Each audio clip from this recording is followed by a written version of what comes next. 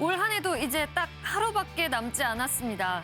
돌아보면 국내 스포츠엔 참 많은 일들이 있었는데요. 특히 롤러코스터처럼 극과 극을 오간 팀이나 선수들은 더욱더 관심을 끌었습니다.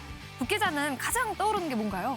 네, 정말 많은 장면들이 생각나는데 팀으로 본다면 기업과 천당으로 간 K리그 FC 서울을 빼놓을 수 없을 것 같습니다.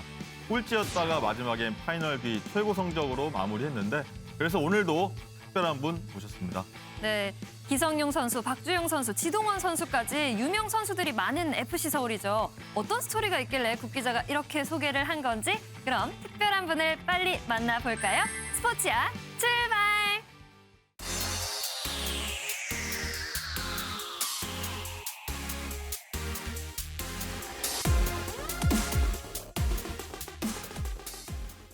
환영합니다. 네, 반갑습니다. 반갑습니다. 프로축구 K리그 FC 서울 이끄는 안익수 감독님 모시고 얘기 나눠보겠습니다. 먼저 시청자 여러분께 인사 부탁드립니다. 안녕하세요. FC 서울 감독 안익수라고 합니다. 만나 뵙게 돼서 반갑습니다.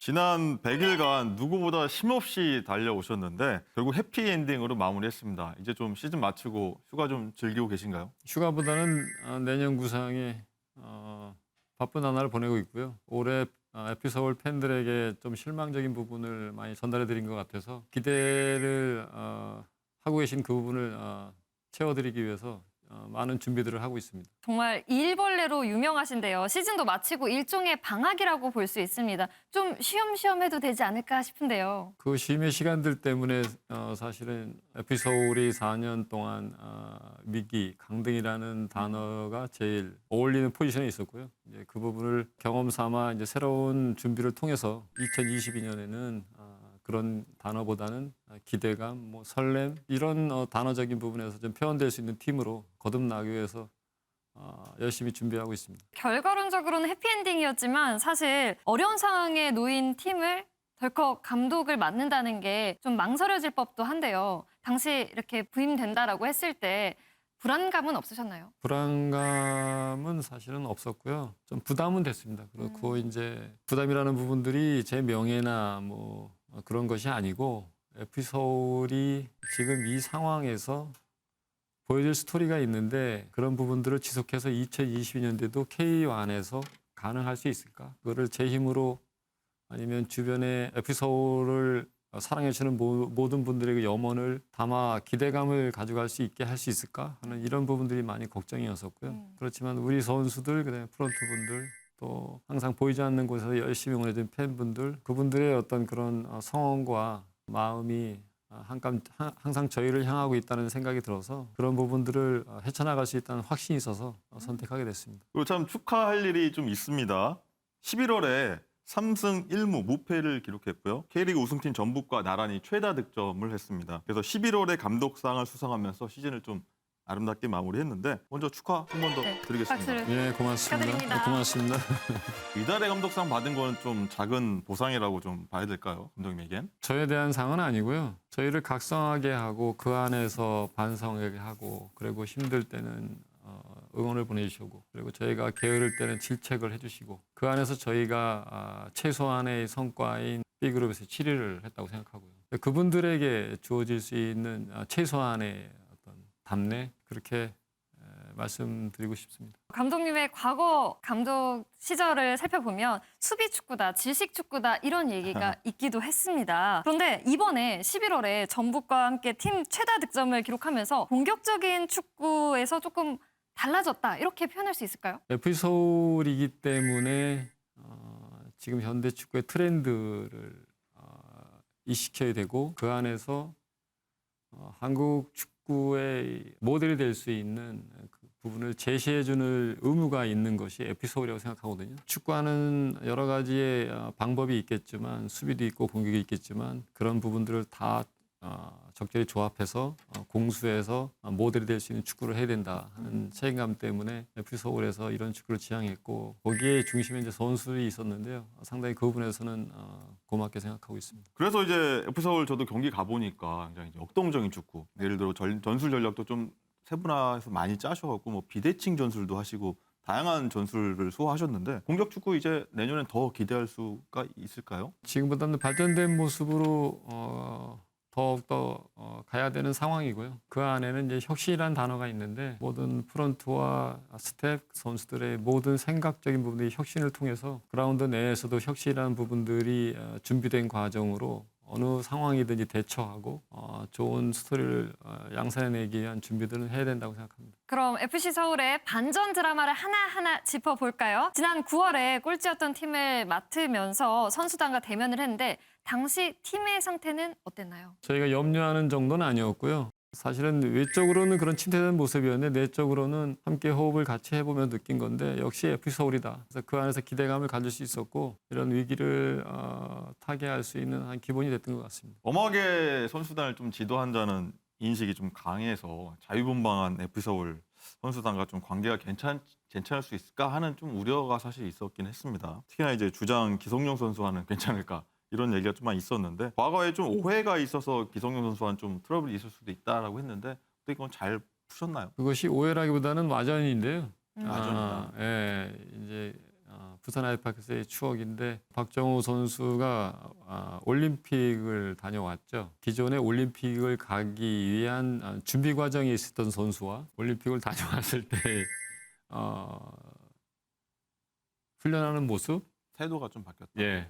예, 그래서 너의 나이 때는 네. 종료 나이 때는 기성용 형처럼 축구를 하면 안 된다. 근데 그분이 기성용 형을 좀 비하하는 느낌으로 이렇게 이제 와전됐는데 그 모습은 지금은 그 연령대에 맞는 마인드를 통해서 좀 더 지속적으로 발전해야 성룡이 형다운 모습을 구현해낼 수 있다는 내용이었는데 이게 와전됐는데 그런 부분에서 이제 FC 서울에 와서 면담을 하는데 네.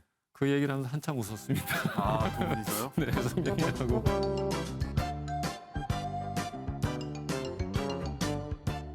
조금 전에 기성용 선수한테 성용 형이라고도 표현을 하셨는데 고참 선수들한테는 형이라는 호칭을 붙여서 좀 약간 예우랄까 하시는 네. 것 같은데 네. 뭐 기성용 형 좀 특별하게 좀 더 의미 부여할 게 좀 있을까요? 어떤 측면에서 그렇게 부르셨는지? 제가 사실은 FC 서울을 대표하는 선수들한테 최소한의 예우를 해줄 수 있는 부분이 그 부분밖에 없더라고요. FC 서울에 차지하는 비중 그리고 그들이 FC 서울의 새로운 방향성을 제시하는 부분에서 상당히 큰 일을 하고 있는데 지도자로서 해줄 수 있는 부분들이 후배들 앞에서 그 용어밖에 할 수 있는 게 없더라고요. 예, 그래서 그 부분에서 항상 그런 호칭을 사용하고 있고요. 네. 근데 처음에는 좀 어색할 수 있었는데 이제 자주 사용하다 보니까 네. 저 감독님한테 그 존중을 받는 부분의 용어가 저 용어구나 하는 식으로 조금씩 느낌이 있는 것 같아요, 선수들한테. 선수들도 이제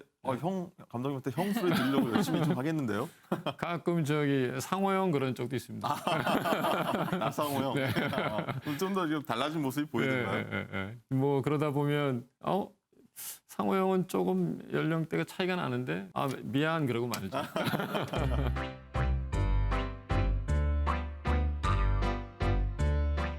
한간에는 기성용 선수, 그러니까 성용이 형 때문에 FC 서울을 선택했다 이런 말씀을 하셨다고 들었는데요. 맞나요? 부임 이유가요. 저희가 이제 FC 서울에서 제안을 받았을 때 제가 이런 축구를 FC 서울에서도 제가 하고 싶은 축구를 할 수 있을까? 네. 그러려면 어느 포지션에 이제 중요도가 있을까의 보건데 성룡이 형 자리가 제일 중요한 포지션이고요. 미드필더, 수비형 미드필더. 네, 수비형 미드필더예요.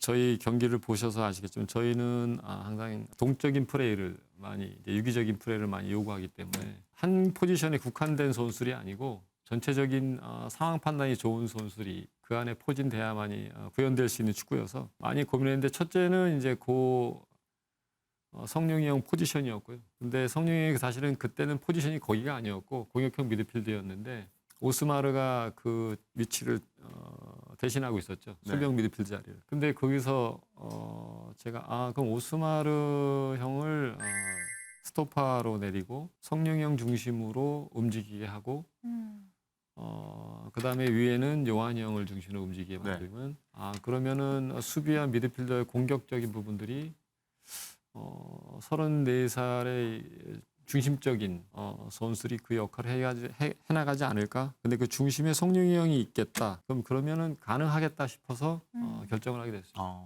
그러면은 반전 드라마였던 몇몇 중요한 경기 얘기도 좀 해보겠습니다. 부임 첫 경기가 하필 선수 생활도 했던 그리고 또 감독 생활도 했었던 성남 FC전이었는데 당시 무승부를 하면서 무난하게 출발했습니다. 승리도 중요했지만 좀 잘 넘어가는 게 중요했는데 하필 친정팀이라 조금의 좀 마음적인 부담 좀 있었을 것 같아요. 어떠셨나요? 부담보다는 그 경기장에 가는 조차도 사실은 큰 의미는 없었고요. 저희가 그때 12위를 하고 있어서 네.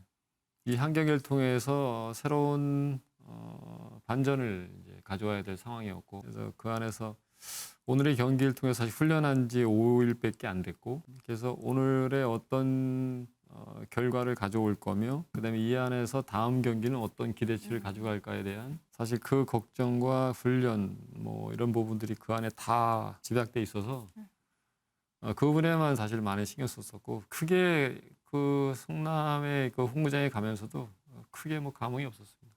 그 반전을 수원FC와의 경기에서 보여줬는데요. 그 이후로 3승 3무로 완전히 상승 곡선을 그렸습니다. 네. 선수들에게 어떤 걸 강조했길래 가능했던 거죠? FC 서울이라는 왼쪽 그 상징하는 엠블럼이 있잖아요. 네. 이 엠블럼에 대한 자존감, 자긍심, 프라이드 이 부분이 여러분들의 해야 될 일들이고 그 부분에 대한 부분을 가지고 담대하게 어깨 피고 경기장 나가면 치열하게 싸운다. 근데 그 부분이 이제 상당히 중요한 부분이 뭐냐면 저희 클럽하우스를 이제 관리해 주시는 어머님들이 계세요. 근데 어머님 한 분이 한 경기를 이렇게 이기고 오면 저희가 훈련을 나가고 있으면 어제 경기를 열심히 이겨줘서 상당히 감사합니다. 이제 이 말씀을 하세요. 저희가 상당히 작은 거이지만 그런 부분들이 상당히 저에게 주는 의미는 상당히 크거든요. 그래서 그런 상황적인 부분들을 선수들이 다 인식하고 있고 또 에피소드라는 브랜드의 가치를 누구보다 더 잘 알고 있고 선수들이. 그래서 그런 상황들을 인식하면서 끊임없이 매진했던 부분들이 그런 결과를 가져오지 않았나 생각합니다. 저는 인천전에 첫 패배를 하고 나서 그다음 강등 탈출 싸움 벌이던 광주전이 사실 네. 가장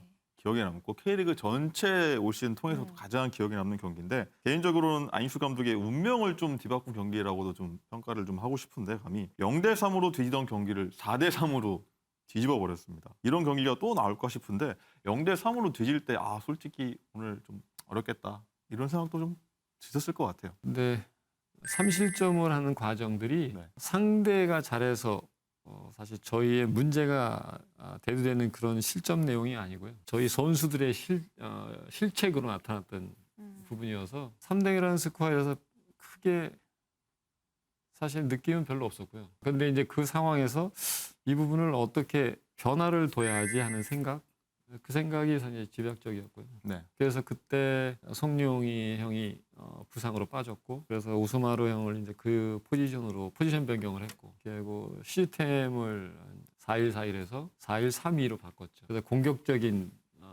전술로 가셨다. 예 전술로 이제 변화를 뒀는데 제가 지도자를 하면서 다시는 이런 일들이 있으면 안 되겠고, 예. 앞으로도 이런 경기는 팬들 분들한테는 대단한 선물인데 지도자 입장하고 팀의 입장으로 보면 다시는 생각하고 싶지 않은.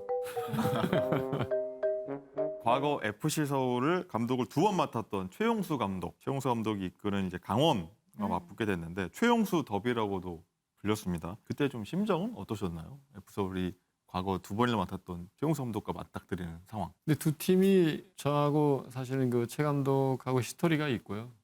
2010년에 우승할 때 스텝들이었고 포지션은 다 틀렸지만 사실 그때 서로의 소통을 통해서 함께 축구 생각을 많이 공유했던 그런 후배여서. 그런데 공교롭게도 이 강등이라는 이 안에 이제 두 팀이 결론을 이끌어내야 될 상황이어서 최용수 더비.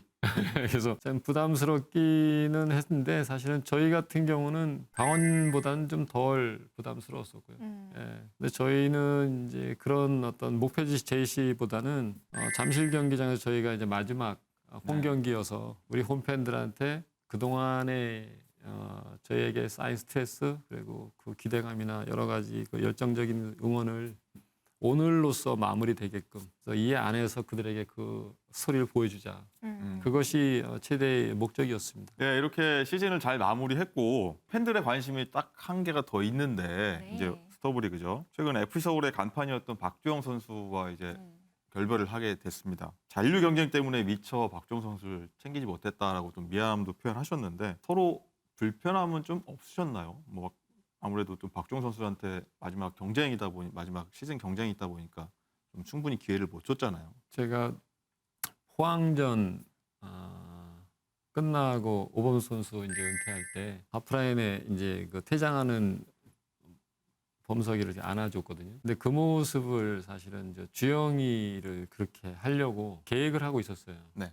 저희 마지막 그 잠실 홈 경기에서. 네. 근데 그 부분은 이제 스태프들하고도 다 공유하고 있었고 이게 빨리 끝났으면 좋겠다. 강등의 위치에서 벗어나서 네. 좀 자유로워졌으면 좋겠다. 감독님 왜 그러세요? 그래서 다른 게 아니고 주영이 그 마지막을 팬들 앞에서 정말 좋은 추억을 가지고 이렇게 다음을 준비했으면 좋겠다는 생각을 갖고 있다. 근데 그 부분이 저희 마지막 홈 경기까지 결정이 안 났던 상황이었어요. 네. 상당히 좀 많이 속상했고요. 음. 좀 안타까웠고 주영이한테 이런 부분을 많이 표현은 못했는데 제가 사실 그 부분을 많이 고민하고 있었어요. 마지막 경기 중간 후반까지도요. 네, 네. 저희의 모습이 열심히는 했지만 사실 타 팀의 여러 가지 받은 또 다른 좋은 결과로 인해서 저희 포지션이 바뀌질 않았었죠. 마지막 경기에서 이제 결정이 나서서 좀 더 그 부분에 좀 미안하고 또 하나 뭐냐면 그래서 제가 좀 더 폭넓은 생각이 있었으면 마지막 경기라도 강등의 위기에 있지만 그래도 그 안에서의 시간을 주영이한테 주어졌으면 좋겠다 하는 그런 생각에 저 자신을 좀 많이 자책하고 있죠. 이것도 뭐 지도자와 선수가 아니고 저도 37에 이제 은퇴를 했었고 네. 그래서 그 은퇴하는 모습이 어떤 모습인지를 알고 있고 또 다음 행보에 대한 부분들이 어떤 의미를 가져가야 되는지를 알고 있기 때문에 그 부분은 지금도 제가 마음의 짐으로 남겨 있습니다. 그럼 박주영 선수가 최근에 이제 SNS로 이제 앱서울과 이제 결별하게 됐다라고 네. 말을 했는데 그러면 그 마지막 경기 앞두고 이미 결별하는 건 거의 기정사실화 됐던 건가요? 그런 건 아니고요.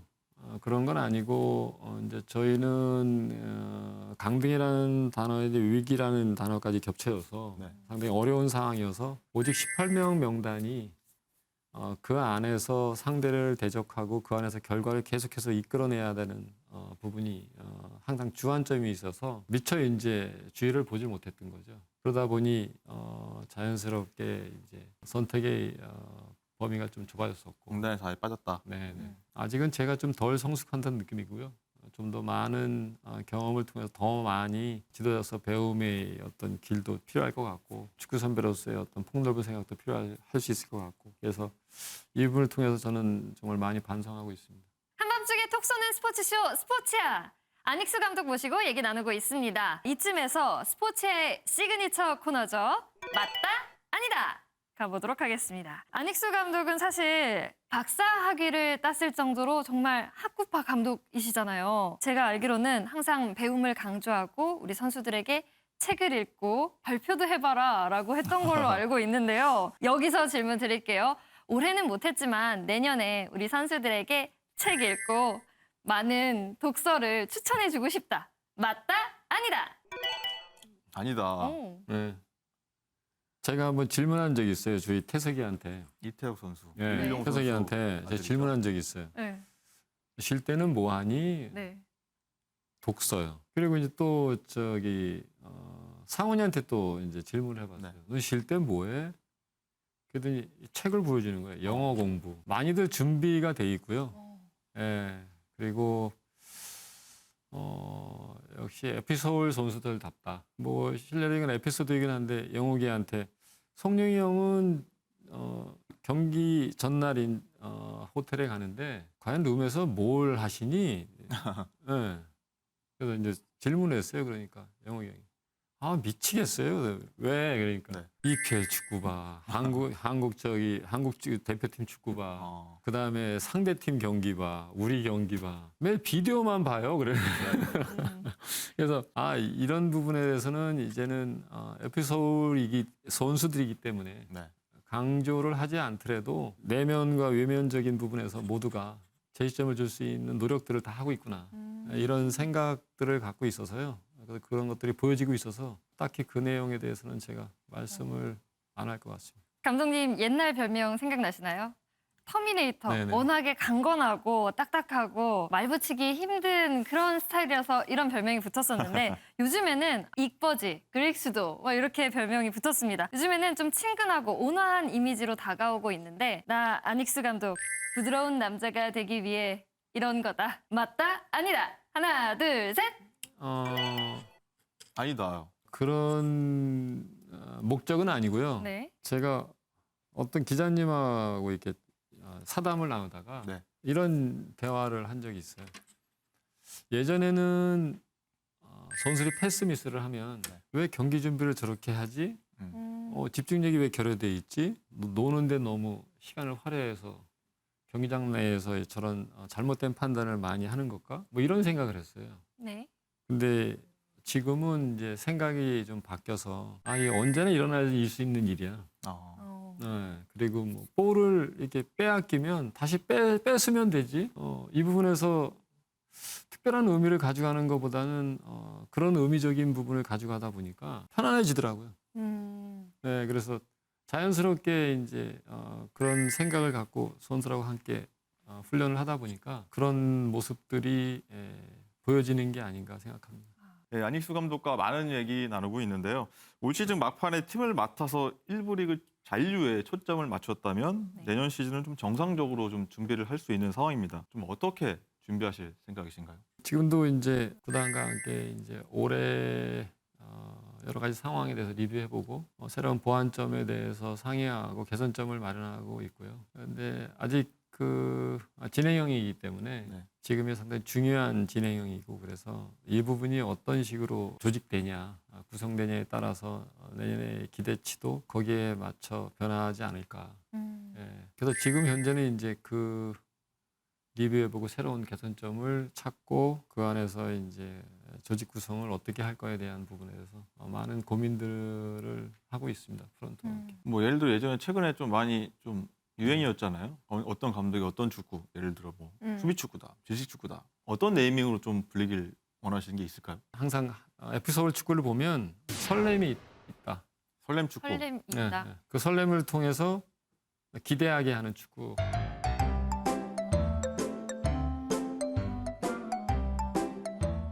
끝으로 FC 서울 팬들, 저희 K리그 팬들에게 한 말씀 해주신다면요. 화면 보고. 올 한 해 정말 감사드리고요. 고생 정말 많이 하셨고 죄송하게 생각하고 그렇지만 그런 사안들이 저희를 일깨우게 하셨고 저희를 나태하게 만들지 않으셨고요. 그걸 통해서 FC 서울이 갈 수 있는 최소한의 목표치에 올 수 있었습니다. 그런 상황들이 저희가 리뷰를 통해서 새롭게 재조명하고 2020년의 기대에 버금가는 그런 FC 서울로 새로 재탄생되기 위해서 열심히 노력할 거고 지켜봐 주시고 끊임없는 응원 보내주시면 기대에 부응하도록 하겠습니다.